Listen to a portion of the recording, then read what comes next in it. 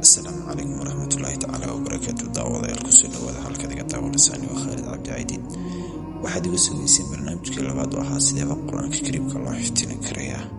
walaalayaal maalinkii hore qeybeen ka soo hadalay balse maanta qeybta labaad waxay khusaysaa in qofku uu dambiga iska ilaaliyo. walaalayaal sababtoo ay tahay qofku uu dambiga iska ilaaliyo aad iyo aad waxaa loo sameeyaa qofka dambiga soo dumarman nadiif buu noqdaa. haddii uu nadiif noqdana walaalayaal qalbigaaga ayaa nuuraya. qalbigaagu hadduu nuuro marka waxyaabaad helaysa waxaa kamida walaalayaal inaad qur-aanka kariimka si fudud u xafido. walaalayaal sababtoo ay tahay maanta qofkii kun jeer yidhaahda istakfirullah ama kun jeer nabiga ku saliya sallallahu calayhi wasalam, wallahi arrimihiisoo dhan fudayd bay noqonayaan inaad ila aragteen iyo kalma kala garanaya.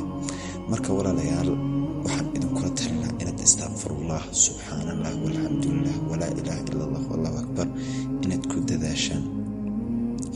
arrinta labaad ee kuu fududaynaysa inaad qur-aanka kariimka xifdidaya waxay tahay inaad dembiyada iska ilaaliso. markasta oo aad dembiyada iska ilaaliso waxaa kuu fududaanaysa inaad qur-aanka kariimka si fudud u xafido. tusaale ahaan dee maxaaba irsaaqada dhanba xitaa markii la raadinayo maxaa lagu xidhay in dembiyada la iska ilaaliya dee walaalayaal. sababtoo dee wax kasta tusaale loo soo qaataa. haddaan idiin soo qaato tusaale yaroo istakfirullahda ku saabsan, sheekh mustafe allah barakeeya ayaa wuxuu ka sheekeeyaa qiso inaan dhalinyaro ka sheekeeya. inaan dhalinyaro marka wuxuu sameyn jiray maalinkii 2,000 jeer buu istakfirullah odhan jiray. kadib waxaa dhacay shaqalaan buu haa shaqo helaa uu ku nafisaa wax kastuu helaa. kadib hooyadii oo meherad iska dheh ayuu ku yidhaahda hooyo arrintaasaan sameeyaaya. wuu ku yidhaahda hooyoy macaanay anigu dee istakfirullahdan baan hayaa marka balsamaabal meheradaada wax iska bedelaad aragtida. islaantii macaamiil bay yeelataa meeshiiba u kala kacda warheer bay ku gaadhaan istakfirullahda. marka qofka bini-aadanka waxaa wanaagsan inuu dembiga iska ilaaliyo xitaa haddii uuna dembi lahayn inuu istakfirullah yidhaahdo. nebigu sala allahu calayhi wacalaa aalihi wasaxbihi wasalam maalinkii 100 jeer ayuu odhan jiray astakfirullah alcadiim wa atuubu ilayh. 100 jeer ayuu odhan jiray. waayo waa kii dembigiisii hor iyo kiisii dambeba la dhaafay ee isagoo inan yar oo adhi la jooga ah laga saaray meeshaydan ku fadhiisanaya. bal innagana maxaad u malaynaysaa? axad ka mida culimmadeennii hore ayaa xitaa inta uu suuliga ku jira keliya ayuuna ilaahay xusi jirin.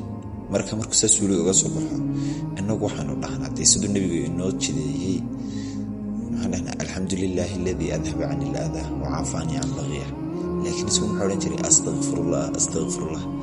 sababta wax kale maa intuu meesha ku jiray suuliga ayuu ka istakfirlaysan jiray maadaama uu ilaahay xusin. marka waxaan idin odhan lahaa istakfirullahda ku dadaala. sababtoo tahay aad iyo aad iyo aad bay muhiim u tahay walaalayaal. runaantii intan in keliya lagama hadli karayo barnaamij dheer bay u baahan tahay, laakiin waqti aan imika ma ka shekanaya. sababtoo tahay imika arrinta diga sugaysanaya waxay tahay inaan qur-aanka kariimka waxyaabo badan oo lagu xifdin karayo ama sababo badan oo sabab u noqoni karaya inaad xifdo inaan idin sheego. marka sababta labaad maanta idin sheegaya waxay tahay istakfirullahda lagu dadaalo. mar kasta oo uu dembigaagu yaraado easy ayaad ku xifdin karaysaa.